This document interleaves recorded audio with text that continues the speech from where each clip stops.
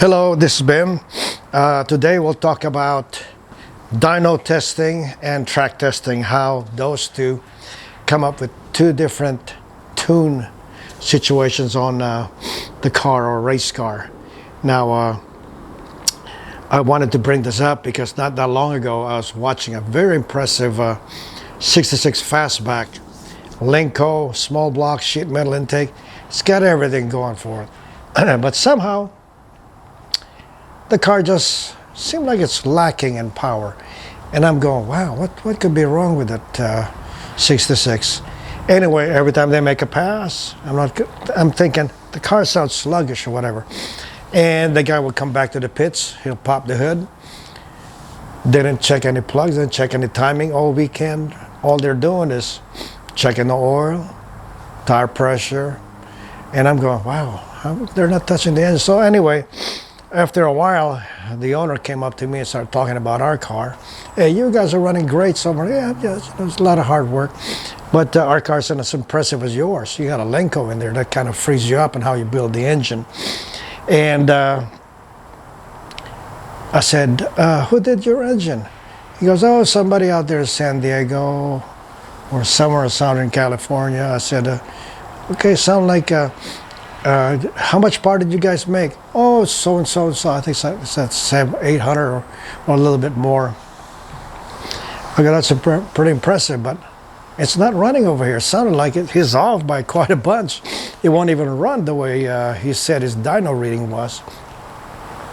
I go, have you done any changes on the jetting or timing and stuff? Oh, no. My dyno man told me that it's good the way it is and leave it alone, go out to the track. Go out to the track. Okay. I said, did you anticipate that we're close to 6,000 feet today, density altitude? You know, and it's hot. It's at like 105, 110 degrees at noontime. I don't know how you can adjust. I said, sea level, if that shop is somewhere in San Diego or the Southland, you're probably close to sea level, and your tuning perimeters are completely different over here at Carlsbad. And well, he's insistful. The man said, don't touch it and leave it alone. Okay, so he left it alone. This car never really ran right. So until today, he's still running and won't touch it. So I don't know what that's all about. Maybe he got the wrong information from his dyno shop. I don't see how come a dyno shop will tell him not to touch it, because it's totally different. I betcha if you tune your engine or your chassis dyno, whatever, and you get a certain number, it's told you where the maximum timing is at, what your air-fuel ratio is at. That's excellent. But the problem is when you leave that shop, a sea-level shop, and then you go to like Palmdale or at that time or Verona.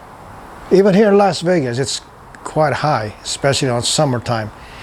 It changes the tuning perimeters, and what would happen there is your power will drastically be cut down, because now we got thinner air here in the high desert. There's no way your tune will still be the same. And another example was I was with my friend Dale Snoke, and his car was chosen by Holly to test 4 different carburetors, 4 different CFM rating before he switches over to the new fuel injection by Holly. And when we tested at West Tech, the numbers were impressive. Okay, but the crazy part was the carburetor that netted the best horsepower on the dyno, when we ended up at Irwindale, the middle of the road carburetor is the one that posted the quickest AT. And I bet you by the time we messed up with the timing and the jetting, and if we go back to West Tech's dyno and run again, I bet you the dyno operator probably look at us like, what do you guys do to this thing? Different scenario again. All right.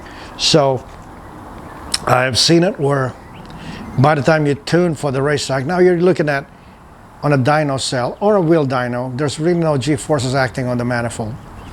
The float is stationary. Sometimes they even have a nice funnel going up on an engine dyno, for example, going to the carburetor or a throttle body. Everything's ideal. Now, you got a racetrack condition where there's a lot of G-forces acting on the manifold. The distribution's out of whack. And usually what I found out is that when I come from the engine dyno or wheel dyno, I go up to the racetrack, I have to richen up 2 steps, okay?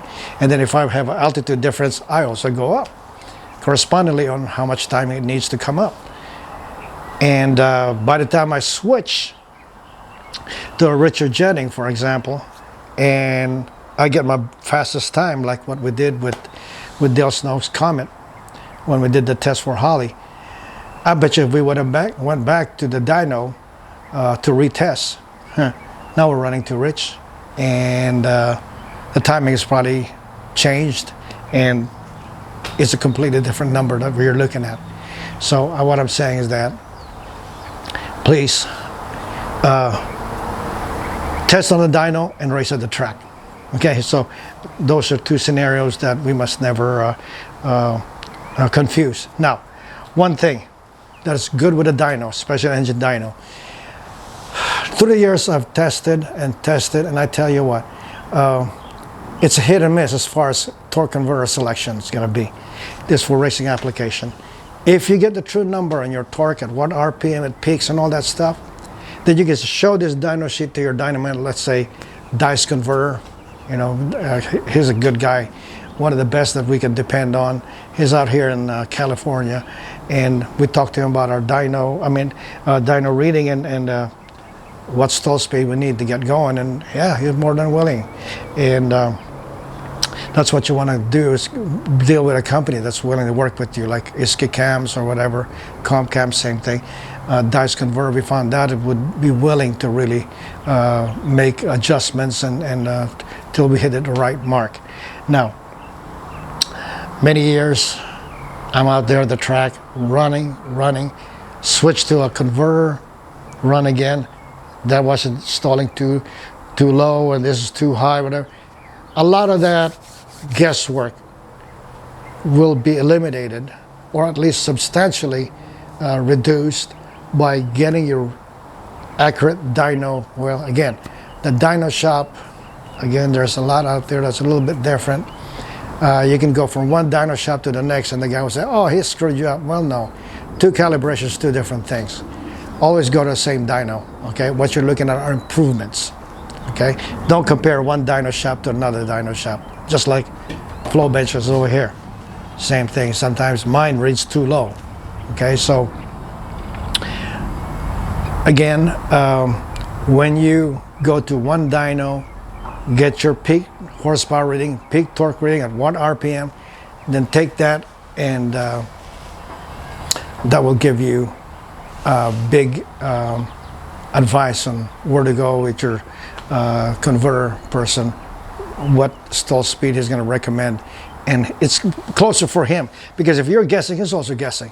So there's no end there. But if you give him an exact number from the dyno, which is great, then it would give him a lot of indication which way to go with your torque converter.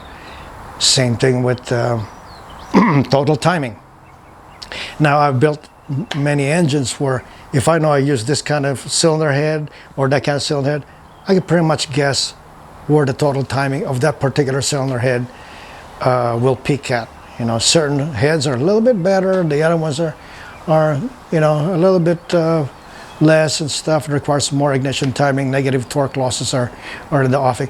So when you have an experienced engine builder, whatever head you end up choosing for your combination, or he chose for you, he already knows. He's been there, done that.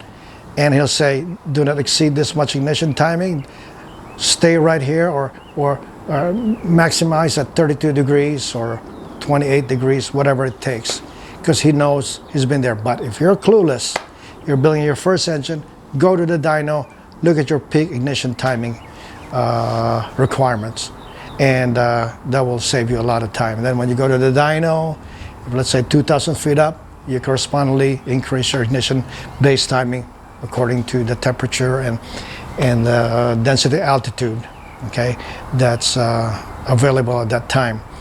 So there you go, ignition timing, what kind of cylinder heads you're using. They'll tell you a lot what to do with that. So now when you go to the racetrack, don't be afraid to change from your dyno setting. Okay, read the plugs. Always read the plugs. Okay, even though you have all those EGTs, all that, oh, my air-fuel ratio and stuff, sometimes also on the collector, we use all this easy headers that you can take apart and slip off the collector, and then you can access to your engine or retorque the heads. And then not like before, you know, I grew up in the 80s, 70s, where your header is one piece. You're stuck. You got to wiggle it out there. But now it's a breakaway header. It's great. But on that collector, where you slip it in, sometimes there's a lot of air leaks going in there. Okay, and they'll screw your sensor reading there, because you're introducing a little bit of air. It's like a vacuum leak. Okay, so same thing in intake manifold, same thing in exhaust. There's a lot of force in there. You know, the propelling exhaust gas go up or go downstream, and if you got a little leak in there, it'll introduce a little bit of air, and your air-fuel ratio reading gets screwed up. So watch out for that. Anyway, when you're doing all these adjustments, always take note. Reading the plug, look at your density, altitude. All right. Now, for us, okay, again, you're tuning for the dyno, you're tuning at the racetrack. Sometimes when you leave the line, it depends on what kind of tires you're running. Slicks, do you want to hit it hard? You bump a little bit of ignition timing when you take off the line, or do you take it out and ramp it back up? Okay, two different scenarios there with the drag radial as opposed to slicks. And at the same time, you know, when you hit your 1 to 2 shift, 2 to 3 shift, if you're blowing the tires, you got to adjust the timing, same thing. Do you add when you want to hit it harder, or you want to hit it less, you take timing out? All those scenarios come into play. It's all the options. And by the time you go back to the dyno and retest, your reading is all off. The dyno guys probably look at you like, whoa, you screwed up your tuning. Yes, I did, because I was racing at the track. Anyway, so that's all for today. Please subscribe and like Ben Almeida Racing here on YouTube, and we'll keep doing this, and we'll touch on other subjects as well. Flow bench testing, okay, what it does, and I'll show you something here that'll hit you hard and say, wow, I never thought it was going to be like that. But anyway, I'll produce all those kind of videos to try make basically clear the air and give us a little better understanding of what it takes to make power. Okay, thank you very much, guys. Take care. Bye-bye.